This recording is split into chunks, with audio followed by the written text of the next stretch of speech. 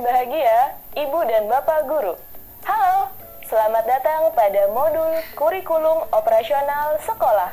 Ibu dan Bapak Guru, pada materi sebelumnya kita sudah belajar mengenai salah satu karakteristik satuan pendidikan, yaitu visi dan misi sekolah.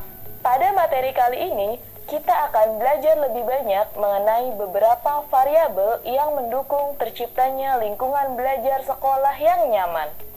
Kenyamanan ini untuk menciptakan pembelajaran murid yang berkualitas.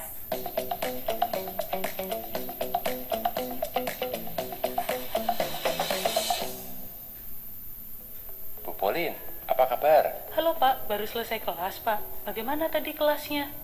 Itu si Asep tidak hadir di kelas kimia. Dia memang tidak masuk sekolah ya Bu?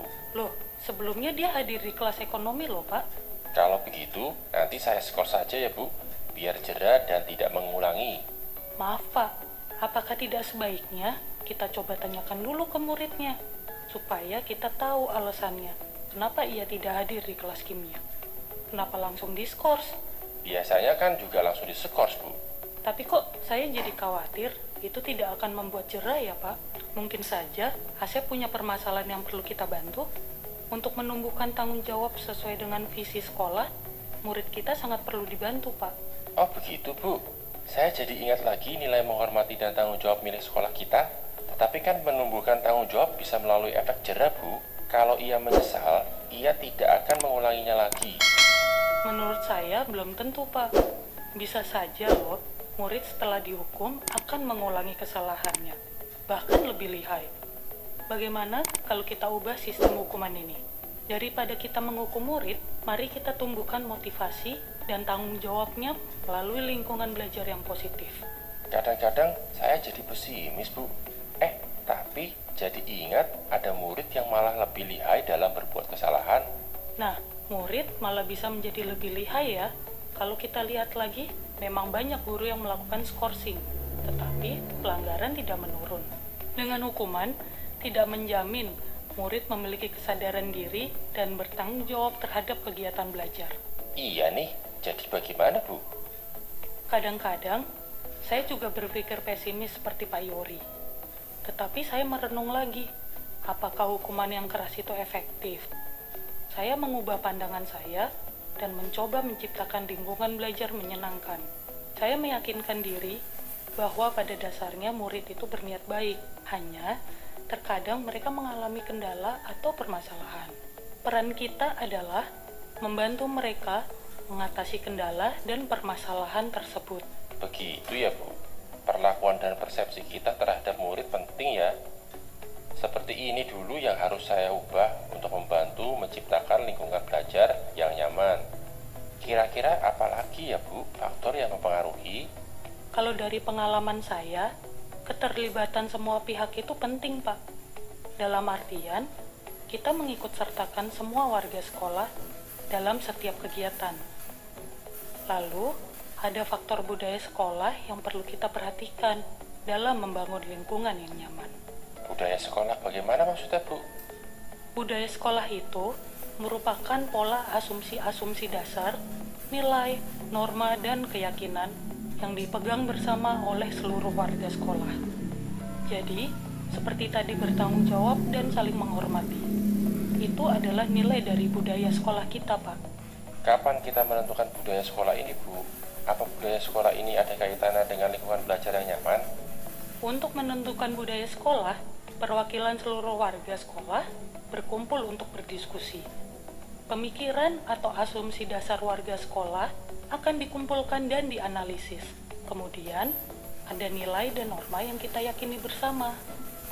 Jadi, untuk menciptakan lingkungan yang nyaman, kita perlu saling memahami dan menghargai pemikiran dan nilai-nilai yang diyakini semua orang. Iya, betul juga ya Bu. Kalau saya pikir-pikir, apabila murid dihargai keunikannya, ia akan lebih termotivasi untuk belajar. Nah, benar kan? Jika kita menegakkan aturan dengan mempertimbangkan keragaman situasi dan karakter murid, maka semua warga sekolah menjadi nyaman. Bukan cuma murid, kita juga sebagai guru merasa nyaman. Apabila ada murid yang tidak menaati aturan, kita investigasi dulu penyebabnya. agar murid sadar tentang makna dan tujuan aturan tersebut. Oh begitu, terus terang saja, saya suka tidak sadar kalau ternyata tindakan saya tidak memberikan rasa aman dan nyaman pada murid. Saya pikir ada betulnya kita mengajak Asep untuk bertemu dan menanyakan alasannya bolos kelas kimia. Betul Pak Yori. Memang kita sebagai guru dibesarkan dengan zaman yang berbeda dengan murid, sehingga cara kita menghadapi masalah pun berbeda. Saya juga suka bertindak tidak tepat terhadap murid. Tetapi saya ingat lagi bahwa saya harus memahami murid dengan lebih baik. Saya senang dengan kita berdiskusi seperti ini. Kita dapat bertukar informasi tentang latar belakang murid dan permasalahan yang mungkin mereka hadapi. Seringkali, murid bersikap berbeda kepada setiap guru. Akhirnya, informasi yang dimiliki guru tentang latar belakang murid pun berbeda. Semakin sering kita berdiskusi tentang murid, semakin mudah kita membantu satu sama lain. Wah, terima kasih banyak Bu. Saya akan mencoba mengubah cara interaksi saya dengan murid. Semoga nanti saya bisa membangun hubungan yang lebih positif. Semangat ya Pak Yori. Saya juga masih perlu banyak belajar. Sebagai guru, kita terus belajar bersama-sama murid. Kita perlu menciptakan lingkungan belajar nyaman bagi murid. Jika lingkungan sudah nyaman dan aman, kegiatan belajar pun akan berjalan efektif. Dengan kita berdiskusi tentang topik ini, saya jadi ingat profil pelajar Pancasila, Bu.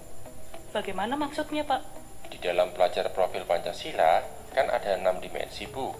Misalnya, dimensi bergotong royong tercermin saat pembentukan kesepakatan dengan murid dan budaya sekolah. Dengan kita mempunyai nilai dan norma, saya rasa ini termasuk cerminan dimensi beriman, bertakwa kepada Tuhan Yang Maha Esa dan berakhlak mulia. Lalu dimensi mandiri, bernalar kritis, dan kreatif juga hadir saat kita melibatkan murid dan proses pembelajarannya. Wah, terima kasih infonya Pak Yori. Ternyata ini juga merupakan bukti penguatan profil Pancasila pada lingkungan sekolah. Saya belajar banyak hari ini. Sama-sama Bu Polin, saya juga jadi belajar banyak. Ibu dan Bapak Guru, kita belajar banyak dari Bu Polin dan Pak Yori hari ini. Mudah-mudahan Ibu dan Bapak Guru juga ikut termotivasi ya untuk menciptakan lingkungan belajar yang aman dan nyaman. Tadi sudah disebutkan beberapa variabel yang mempengaruhi lingkungan belajar yang nyaman. Mari kita berefleksi, kira-kira variabel apa lagi ya yang dapat mempengaruhi murid agar kita belajar dengan nyaman dan aman. Tetap semangat! Selamat belajar, Ibu dan Bapak Guru hebat! Salam dan bahagia!